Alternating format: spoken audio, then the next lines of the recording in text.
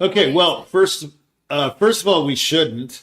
Second of all, this is the really fast version. It doesn't do any good. And third of all, some people don't like it when you're always Okay. going, Okay. breathing. So we just did the whole show there. We can go home now. Yeah. No, I'm just kidding. Yeah, so Yeah. is the big question. I think if there is the greatest question in the world, it should begin, why blankety blank? Why do you do that?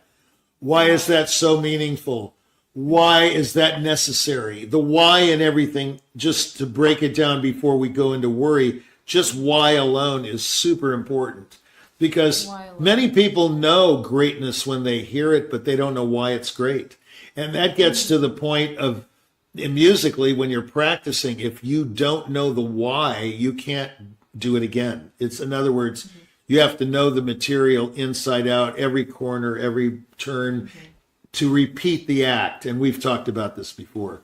So in order to have repetition, you have to know the why. How come we worry? Well, the simple answer is because we're humans. Okay?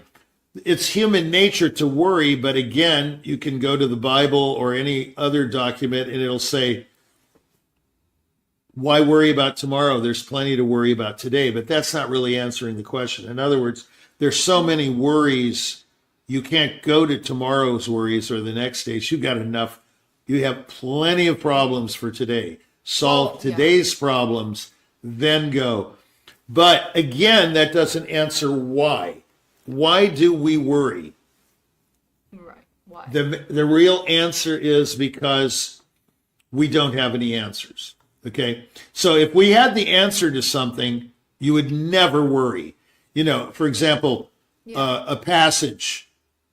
You know how these people walk out on stage and they go, oh my gosh, I'm about to play this concerto. I don't know if I'm going to remember any note of it. Or an actor goes on stage to do the producers or something, or, you know, Jersey Boys, and they go, what's my first line? They're obviously worrying. So worry comes from, again, what doubt comes from, and that is insecurity. You know, you see a snake, you know, he's going, at you. I do good snake imitation. My best snake imitation is, I like that one. That's with the, the forked tongue. And, thank you. I think the people like that. Thank you. Names. Actually, Someone at else's my age, perception. no. At my age, I'm beyond worry and doubt. I'm in cognitive decline. Yep. Yeah. So, you're born, you're a baby, you come out, he's insecure, she's insecure already, she's crying, I mean, it's just like there, insecurity is beyond reproach. It's just, people say, well, I'm not insecure at all, And I go, really? Of course, everybody's insecure. If we weren't insecure, we wouldn't be talking the way we do. But on the other hand, some of us are more self-effacing than others. So they'll go, well, I'm at the top of my game, And when that person lifts their nose into the air, there's a problem. Yeah. Okay. My idea of the show is to conquer give the listener a predicament and some sort of antidote to get out of it. In other words, through the eyes of a pianist, musician, manager. Here's an interesting idea to conquer this worry or fear. At the beginning of Ondine and at the beginning of the Revel Sonatine, one should think that the music has already been going. That's how I think of it.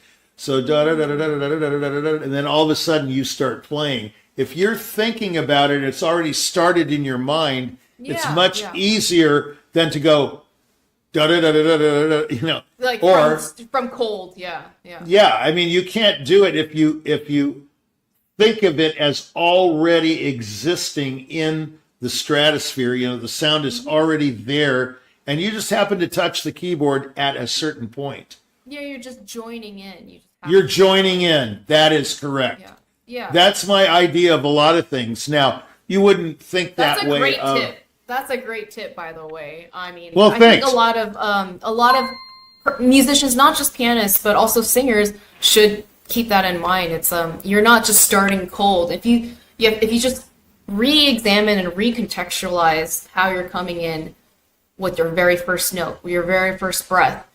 There's so much pressure if you're thinking of it as, this is my first breath. I'm going to start the song now. I'm going to start singing now. But if you think of it as, I'm joining in on something that's larger than you, that's already going, you're just going along with the motions that already exist, it's a lot easier to get. There's no real profit or gain from worrying. When you think about it, it's a losing situation. It's not a gaining. You're losing confidence when you worry. You're fearing more and more. If you want to do something right, do it yourself. And that was his motto throughout his whole life. He did it himself. So therefore, he minimized his worries because he was the only one he had to answer to. He did everything himself. He never had a computer. He did everything with pen and paper.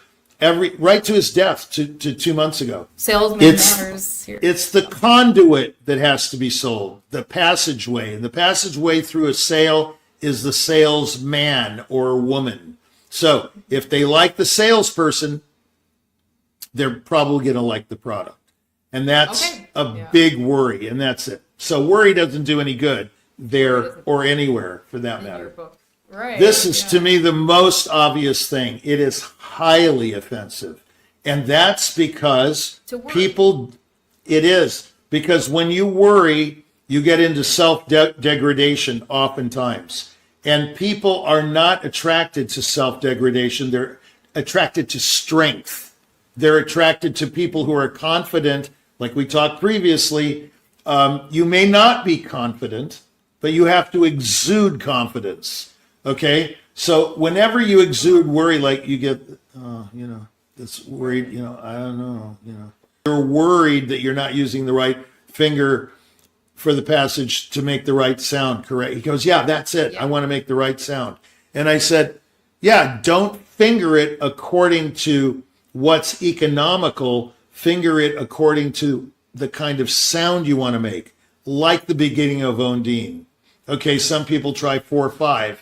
On the G sharp and A. No, you should use 3/5, but you should phrase away from the A because that's the atonal fragment to the C sharp major chord. So you want it da da da dum. No, da da da da dum. Wrong. Da da da da da dum.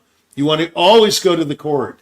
Don't, I might do it. I'm going to work at it. I'm going to really try. No, there's no trying in baseball. You either catch the ball and throw it to the first baseman, or you do not.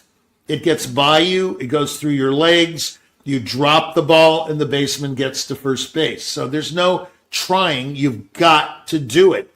Just do it. Don't worry. Worry keeps you from doing it. You see? It's a non-motivator, whereas doubt is highly motivating. It's highly motivating. Yeah.